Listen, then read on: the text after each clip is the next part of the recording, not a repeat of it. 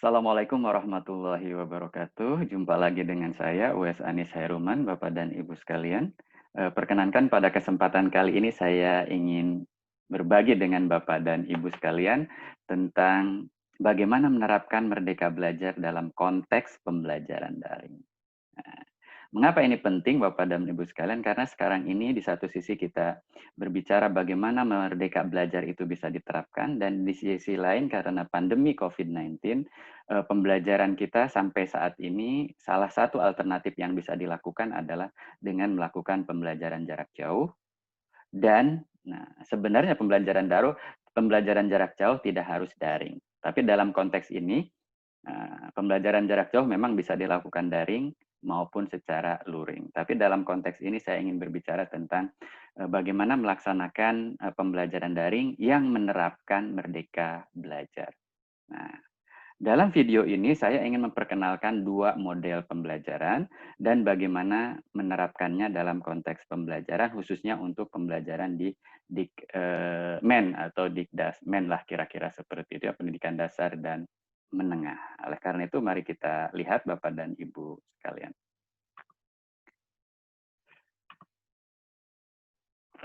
Nah, ini saya beri judul Bapak dan Ibu sekalian belajar dari rumah dan contoh merdeka belajar daring. Ini seperti yang tadi saya sampaikan ya Bapak dan Ibu sekalian. Nah, sebelum membahas itu saya ingin perkenalkan ruang belajar zaman now. Biasa dalam setiap video-video yang bicara tentang e-learning, blended learning, online learning, saya selalu mengawalinya dengan 4 kuadran belajar ini. Mengapa ini penting? Karena ini jadi framework yang harus kita pegang dan kebetulan framework ini saya yang buat sebagai bagian dari disertasi saya. Jadi anggap sebagai promosi lah Bapak dan Ibu sekalian. Nah, kalau ingin lihat jurnalnya silahkan dilihat di googling gitu dan temukan tentang ini. Nah, di sini Bapak dan Ibu sekalian, ruang belajar itu ada 4 zaman now. Didasarkan atas konsep synchronicity. Artinya dilihat dari perspektif ruang dan waktu. Nah, dalam literatur disebut bahwa setting belajar atau situasi dan kondisi di mana peristiwa belajar terjadi itu bisa terdiri dari dua. Yang pertama adalah synchronous dan yang kedua adalah asynchronous. Nah, synchronous learning itu artinya proses pembelajaran yang terikat oleh waktu. Nah, tapi yang dimaksud dengan asynchronous learning artinya anytime, anywhere. Tidak terikat oleh waktu dan juga tidak terikat oleh ruang. Nah, yang terikat oleh waktu, sinkronis, kita bagi dua. Tatap muka, pertama ya. Jadi ruang belajar tatap muka ini yang kita alami bertahun-tahun selama ini. Nah, seperti Bapak Ibu ketahui, dalam tatap muka itu antara yang belajar dan membelajarkan berada pada ruang dan waktu yang sama. Nah, tapi ruang belajar yang kedua adalah proses pembelajaran di mana antara yang belajar dengan yang membelajarkan terikat oleh waktu. Berarti terjadwal nih sama-sama duanya tatap muka maupun tatap maya. Saya sebut sebagai tatap maya Bapak Ibu sekalian ya. Kalau dalam artikel saya sebut dengan virtual synchronous learning atau VSL. Nah, di sini Bapak dan Ibu sekalian, antara yang belajar dan membelajarkan terikat oleh waktu, tapi tidak terikat oleh ruang. Nah, sekarang lagi populer kita menggunakan teknologi synchronous ya, biasanya disebut dengan conference, bisa audio conference, video conference, dan web conference.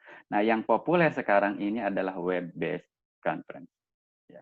Biasanya yang sering kita pakai adalah Webex, ya punyanya Cisco. Kemudian MS Team punyanya Microsoft. Zoom Cloud Meeting, Google Meet punya Google, dan lain sebagainya. Nah, sementara yang asynchronous learning, Bapak dan Ibu sekalian, ini yang terjadi kapan saja dan di mana saja, saya bagi dua. Yang pertama adalah sifatnya personal, saya sebut dengan self-directed asynchronous learning, artinya belajar mandiri, di mana mahasiswa atau siswa dapat belajar kapan saja dan di mana saja. Tentu saja di sini adalah apa yang mereka pelajari itu terstruktur dan terbimbing. Nah, oleh karena itu, supaya terstruktur dan terbimbing harus dilakukan dengan juga didampingi atau disandingkan dengan ruang belajar 4, di mana belajar kapan saja dan di mana saja bersama orang lain. Di sini bersama sesama siswa atau sama mahasiswa dengan narasumber lain atau dengan gurunya atau dosennya. Nah, melalui forum diskusi, blog, community of practices, assignment, dan lain sebagainya. Nah, sementara ruang belajar 3, berarti kita harus memfasilitasi siswa atau mahasiswa dengan bahan ajar digital. Nah, ini lebih dikenal dengan learning object.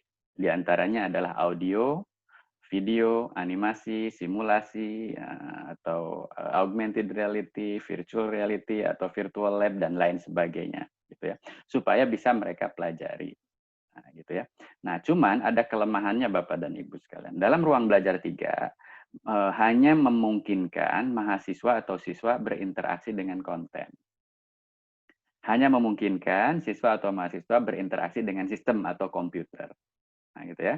Nah, kemudian diharapkan gitu dapat terjadi interaction. Interaction itu artinya dia memahami sendiri, melakukan sintesis, analisis gitu ya, dan menjadi pemahaman atas dirinya sendiri terhadap konten tersebut. Nah, sementara kalau hanya seperti itu, nah interaksinya tidak cukup. Karena supaya terjadi proses belajar, kita harus menambahkan interaksi lain melalui ruang belajar 4. Nah, gitu ya, ruang belajar 4 ini memungkinkan mereka berinteraksi tidak hanya dengan konten dan sistem atau komputer, tapi mereka berinteraksi dengan siswa atau mahasiswa lain, berinteraksi dengan narasumber lain, atau dengan gurunya atau dengan dosennya. Nah, oleh karena itu, tenaga pendidik nanti guru atau dosen harus memfasilitasi aktivitas yang sifatnya kolaboratif asynchronous learning yang interpersonal ini. Nah, itu ya. Biasanya melalui discussion forum, chat forum, mailing list, blog, dan lain sebagainya. Nah, berikutnya Bapak dan Ibu sekalian, selama COVID-19 kita tidak menggunakan ruang belajar 1. Hampir ya, barely enggak gitu ya. Nah, kemudian oleh karena itu kita harus optimalkan ruang belajar 2, 3, dan 4 gitu ya. Nah, learning teknologi yang kita gunakan untuk ruang belajar 2 tadi udah sebutkan banyak. Sementara untuk ruang belajar 3 dan 4, ini mulai dari yang simple sampai yang kompleks, ini kita bisa lihat. Yang simple misalnya hanya cukup dengan menggunakan email, kemudian sosial media seperti WhatsApp atau WhatsApp group, Telegram atau Telegram group, atau Facebook. Nah, gitu. Sementara yang agak lebih kompleks bisa manfaatkan Quizizz untuk kuis, Kahoot gitu untuk interaction gitu ya. Kemudian Blackboard, MS Team, ada Schoology yang sifatnya LMS, ada Edmodo, ada Moodle, baik yang berbayar maupun yang free gitu. Nah, ini bisa kita manfaatkan sehingga perlu keterampilan baru buat para guru untuk dapat memanfaatkan learning tools yang sifatnya mudah sampai yang sifatnya kompleks. Belum learning tool untuk mengembangkan konten gitu ya. Aplikasi-aplikasi yang bisa digunakan untuk membuat podcast, video, animasi. Ini juga mungkin ada satu keterampilan baru yang harus dimiliki oleh para guru. Nah, saya tidak ingin bahas yang ini karena yang 24/7 untuk memfasilitasi pembelajaran asinkronis Bapak Ibu bisa lihat di video-video saya yang lain ya. Nah, di sini kita akan fokus bagaimana kita menerapkan ruang belajar 2 dan 3 dengan teknologi tadi, begitu. Saya ingin mengutip satu apa ini istilahnya ya. Satu kata pepatah gitu ya, yang ditulis oleh Dryden and Voss dalam bukunya The Learning Revolution, dulu terkenal tahun 99. Saya pernah nerjemahin buku ini. Nah, di sini technology is not the end, katanya. It is a mean to meet the end. Gitu. Artinya, teknologi itu hanya alat, bukan satu tujuan. Ya. Sehingga the man behind the teknologi ini harusnya adalah guru. Nah, dalam hal ini guru atau dosen sangat-sangat dipentingkan. Nah, ini senada dengan apa yang disampaikan oleh Mas Nadiem, Menteri Pendidikan dan Kebudayaan kita. Berkali-kali beliau menekankan bahwa teknologi is a tool. Teknologi adalah tool. Di belakang teknologi itu yang sangat-sangat berperan itu adalah bagaimana guru secara kreatif dapat meramu sedemikian rupa teknologi itu untuk menciptakan pengalaman belajar. Nah, ini yang paling penting untuk dicatat. Nah, oke, kita kembali kepada inti dari permasalahan yang akan kita bahas pada hari ini. Nah, model pembelajaran yang saya perkenalkan itu ada 2 model. Yang pertama adalah model own it, learn it, share it. Diperkenalkan oleh Lee dan Hanafin. Nah, Hanafin atau nama panjangnya Michael J. Hanafin ini adalah legend teknologi pendidikan. Dia pakar dalam bidang pembelajaran berbantuan komputer dan multimedia. Sementara Lee Yun Buk itu adalah orang Korea yang dimana dia adalah muridnya daripada Hanafin yang disertasinya menghasilkan model pembelajaran ini. Nah, kemudian model pembelajaran yang kedua adalah model pembelajaran yang disebut dengan Self-Organized Learning Environment atau SOL. Sole gitu kalau kita bahasa Indonesia. Nah, ini diperkenalkan oleh Sugata Mitra yang sintaksnya ini terdiri dari question, inquiry, and review. Jadi ini sama-sama 3 langkah besar ya. On it, learn it, share it. Di sini big question, inquiry, and review. Nah, kita lihat berikutnya adalah kita lihat konstruk yang mereka lakukan secara teoritis, framework yang mereka pakai itu apa saja. Nah, di sini ada mereka menggunakan self-determination theory, constructivism theory, dan juga constructionism theory. Nah, berdasarkan 3 teori ini, nah gitu ya, di mana self-determination theory itu menyatakan bahwa pembelajaran itu harus memberikan otonomi kepada siswa, harus memberikan locus of control kepada siswa, memungkinkan siswa melakukan pilihan sehingga dia melakukan personal goals, dan guru harus memberikan satu menu-menu yang banyak gitu ya untuk mereka. Nah, kemudian dalam proses pembelajarannya itu harus terjadi yang namanya personal making, meaning making gitu ya. Kemudian scaffolding, representation of emerging understanding itu harus dipupuk oleh para pendidik dan atau guru. Kemudian constructionism theory gitu, atau dalam konteks ini biasa disebut dengan connectivism juga, itu pembelajaran akan lebih optimal kalau terjadi sharing. Kemudian ada design and development gitu oleh mereka sendiri ya, oleh siswa, dan adanya multi perspektif melalui discussion, melalui reflection atau refleksi yang terjadi antara siswa dengan siswa lainnya, atau siswa dengan guru, atau siswa dengan sumber belajar lain. Sehingga dihasilkanlah 3 sintaks ya, oleh Lee dan Hanapin. Sintaksnya itu adalah on it, learn it, share it. Nah, pada saat on it ini, guru melakukan internalisasi rasional, artinya memberikan konteks dan relevansi kepada siswa, kemudian endorse the value. Endorse the value kalau dalam bahasa kita itu mengapa ini penting, itu what is in it for me bagi siswa, dan terjadi personally meaningful choice, dan dia bisa menentukan tujuan. Oh, saya nanti akan gini. Nanti contohnya akan saya berikan. Kemudian learn it berarti guru harus memfasilitasi individual needs, memberikan prompting, modeling, progress monitoring gitu ya, dan termasuk tools dan resources kita sediakan untuk mereka.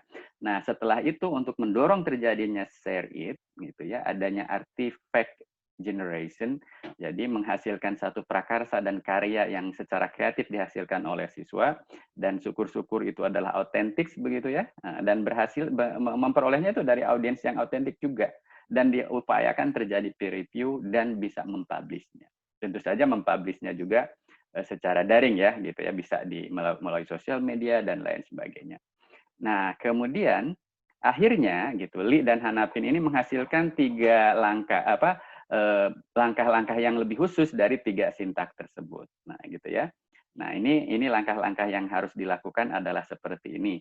Jadi memfasilitasi endorsement dan juga external goals, kemudian memberikan peluang kepada mereka untuk memilih dan menentukan tujuan. Memberikan arahan, ya, engagement awal begitu, kemudian mendukung pemilihan dan penggunaan resources atau tool yang akan mereka gunakan, mensupport berbagai hal yang mereka butuhkan, kemudian mengintegrasikan terminologi yang digunakan dalam mata pelajaran tersebut gitu ya, kemudian mendukung siswa dengan cara melakukan monitoring perkembangan mereka secara berkelanjutan. Di sini lebih ke arah authentic assessment dan portfolio yang dilakukan. Kemudian mendorong terjadinya dialog antar student dengan yang lain gitu ya. Audiens ini termasuk sumber belajar lain gitu atau narasumber lain dan juga guru. Kemudian facilitate helpful peer review. Nah, gitu ya. Jadi memfasilitasi terjadinya review oleh guru. Nanti contohnya saya berikan. Nah, kalau kita bandingkan antara modelnya Lee dan Hanafin dan juga Sugata Mitra, ini sama seperti ini ya. Sintaksnya ya. Kalau Sugata Mitra itu awali dengan on it, learn it, dan share it. Kalau Lee dan Hanafin itu mulai dari on it, learn it, dan share it dengan berbagai langkahnya. Nah, sementara Sugata Mitra mengawali dengan questions dulu, pose an inquiry question, explain the rule gitu kan, kemudian nominate student to take responsibility, kan kurang lebih sama. Kemudian inquiry, ya, membuat siswa untuk mencari sesuatu atau melakukan proses belajar, mendorong siswa untuk bekerja, intervensi secara minimal, hanya memberikan clue gitu kan, record situation, ini kan sama seperti dengan progress monitoring. Nah, review, organize student, facilitate discussion, tidak ada judgment. Ini sama seperti yang share it menurut Lee dan Hanafin. Nah, gitu ya. Nah, contohnya seperti apa? Nih, contoh ini seperti ini. Saya ingin berikan bagaimana proses pembelajarannya. Di sini misalnya, contohnya ini mata pelajaran di mana guru ingin siswa dapat membedakan satu teori dan teori lain tentang penciptaan alam semesta. Oke. Nah, kita tahu bahwa penciptaan alam semesta itu ada 4, misal ya. Ada teori Big Bang, ada teori nebula, ada teori konstan, dan ada teori bintang kembar. Mungkin ada teori yang lain, saya nggak tahu. Ini sebagai satu contoh ya. Nah, apa yang bisa kita lakukan? Misal ini contoh ya, kalau kita menggunakan low technology. Low technology itu yang saya maksud adalah email, sosial media seperti WhatsApp group. Nah, di sini kita katakanlah guru menggunakan WhatsApp group. Maka gitu ya, kalau menurut Lee dan Hanapin gitu ya, dan juga Sugata Mitra, langkah yang dilakukan adalah misal ya, guru melakukan WAG chat forum dari tanggal 4 bulan 4 2000 jam 10 sampai jam 10.20. Ini contoh saja ya. Jadi memberikan gambaran besar big picture tapi konseptual yang dialami siswa, memberi pertanyaan besar misalnya bagaimana alam semesta ini terjadi. Mengapa ada banyak teori? Apa yang mendasari teori A? Apa yang bedakan teori A dan teori B? Kemudian siswa diminta untuk memilih 2 dari sekian banyak teori dan memastikan aspek apa saja yang ingin ia jelaskan. Nah, ini seperti ini Bapak dan Ibu sekalian ya. Jadi di sini siswa diberikan otonomi nih. Setelah diberikan relevansi, kemudian konteksnya tentang teori ini, kemudian bahwa ada teori ini, tentu guru menyiapkan ya, teori itu mencari bahan ajarnya itu apakah dapat dari internet dan lain sebagainya terkait dengan 4 teori penciptaan alam semesta tersebut gitu ya. Nah, ini baru sintaks yang pertama.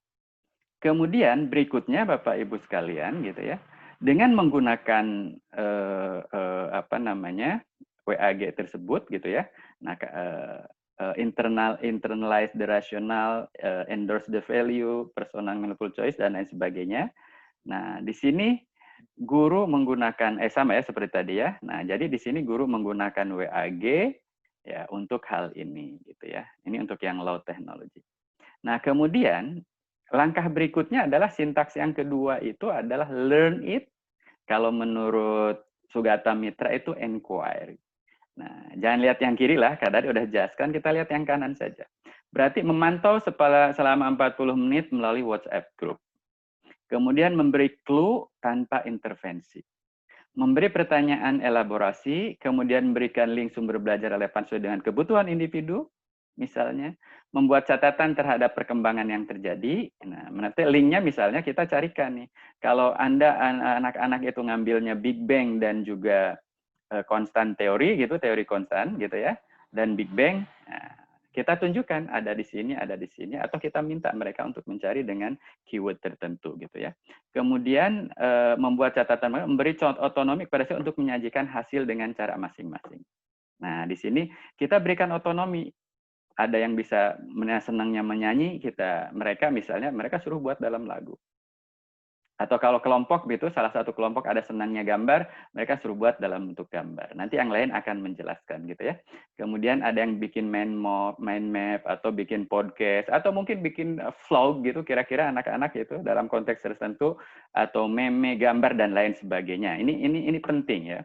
Karena dengan seperti ini kita membelajarkan tentang teori alam semesta, tapi di sisi lain kita ingin mengembangkan mereka juga keterampilan digital literasi gitu ya, data literasi, teknologi literasi dan lain sebagainya begitu terkait dengan hal ini. Jadi ada soft skill lain yang dapat dibangun dengan hal ini. Nah, kemudian langkah yang ketiga, Bapak dan Ibu sekalian, share it.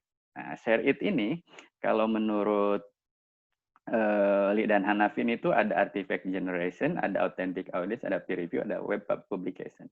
Menurut Sugata, organize student, facilitate discussion, no judgment. Nah, kita lihat yang kanan nih. Meminta siswa menjelaskan, sebayanya memberi komentar, memberikan konfirmasi, apresiasi, jangan ada satupun tidak bahas. Share, finalnya itu ke media sosial masing-masing. Misalnya, Mereka taruh di YouTube, itu sudah biasa sekarang guru-guru sekarang sudah melakukan itu. Suruh taruh di Facebook, kan gitu, suruh di statusnya WhatsApp gitu, dan minta teman yang lain juga untuk memberikan komentar dan lain sebagainya. Nah, bisa saja yang kalau yang ini misalnya chat forum itu terjadi, siswa menjelaskan, nah gitu ya, kemudian yang mungkin membuat teori pembandingan teori satu dengan teori dua, misal dibuat dalam puisi, ya silahkan.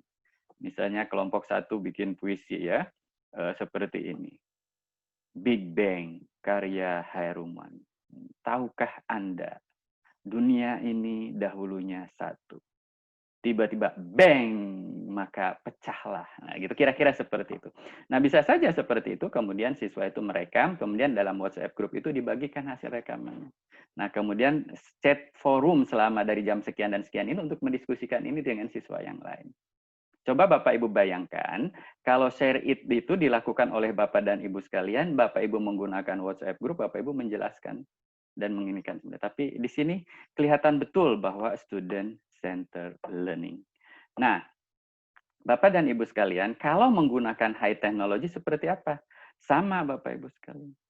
Memberi gambaran dan lain sebagainya, aspek saja yang ingin dia jelaskan, gitu ya, sama seperti ini ketika on it-nya, gitu ya, kita gunakan misalnya Google Classroom, Edmodo atau Moodle. Bedanya Bapak Ibu sekalian, yang pertama hanya menggunakan sosial media. Tapi kalau ini sudah menggunakan learning management system itu saja. Tapi proses yang dilakukannya kan sama. Nah, gitu ya. Coba kita lihat berikutnya. Nah, asinkronusnya ini sama seperti ini. Dalam jangka waktu tertentu ya, ini sudah dalam jangka waktu tertentu, misalnya dari hari Senin ke Senin berikutnya, kita melakukan facilitating asynchronous learning, memantau komunikasi melalui WA group atau melalui apa namanya LMS tadi, memberi clue, intervensi gitu, memberi clue, memberi link sumber dan lain sama persis seperti yang dilakukan dengan menggunakan teknologi yang low tech tadi. Ini kita pakai high tech gitu ya. Kemudian tatap maya dilakukan. Nah, ini berarti sudah kombinasi dengan ruang belajar 2. Nah, ketika ruang belajar 2 ini digunakan untuk share it dan review. Tatap maya menggunakan aplikasi Synchronous seperti Zoom dan lain sebagainya. Siswa minta menjelaskan, meminta sebanyak memberikan komentar, memberikan konfirmasi, memberikan apresiasi. Jangan ada satupun yang tidak dibahas dan tidak diberikan apresiasi. Share finalnya itu hasil dari mahasiswa itu ke media sosial masing-masing atau ke blog atau kemana ya yang itu, dan minta teman. Yang penting di sini ada yang penting. Di samping teman ada orang tua untuk memberikan komentar, bukan hanya sekedar like. Nah, ini penting. Jadi di sini kita sudah bisa melibatkan orang tua. Nah, mengapa ini penting Bapak dan Ibu sekalian? Ini penting kalau anak-anak sudah terbiasa melakukan dua model pembelajaran ini, atau model pembelajaran lain yang kita lakukan dengan student center learning seperti contoh dua model ini. Nah, saya ingin menyampaikan bahwa dua model ini bukan satu-satunya.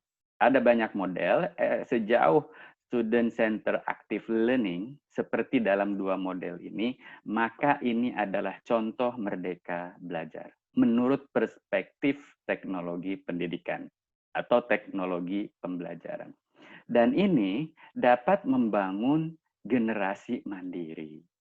Nah, kenapa bisa membangun generasi mandiri? Karena siswa itu sudah terbiasa memperoleh otonomi. Nah, dengan adanya diberikan otonomi, misalnya tadi saya milih teori Big Bang dan teori konstan. Nah, dia udah ada otonomi memilih. Gitu ya. Kemudian dengan ada pilihannya tersebut, dia memperoleh peran dan tanggung jawab untuk melakukan tujuannya tadi. Dia ingin membandingkan antara dua teori tadi. Berarti sudah terjadi personal goals. Nah, di antara dua teori tadi, itu ada unsur-unsur yang ingin dia tekankan apa. Samanya di mana, bedanya di mana, apa yang membedakan satu sama lain, gitu kira-kira begitu. Nah, di sini dia akan terbiasa memperoleh kedaulatan dan tanggung jawab. Nah, secara psikologis, Bapak Ibu sekalian, peran dan tanggung jawab ini penting. Semakin banyak dia memperoleh peran dan tanggung jawab, semakin besar kemungkinan karakter dia akan terbangun dalam berbagai hal. Nah, dengan demikian, gitu, dia akan terbiasa untuk self-determined and govern, Govern ini berarti dia bisa menentukan apa yang harus dia lakukan dan memerintahkan dirinya sendiri, mengatur dirinya sendiri. Nah, ini biasa disebut dengan konteks yang sekarang itu self-regulated learning, self-directed learning, dan lain sebagainya. Dan sehingga dia terbiasa tergembleng untuk accountable. Ya, accountable, dan akhirnya dia akan menjadi generasi yang mampu menentukan tujuan, mampu mengambil keputusan, dan melakukan tindakan atas keputusan tersebut. Nah, Bapak Ibu sekalian, coba kalau kita bayangkan.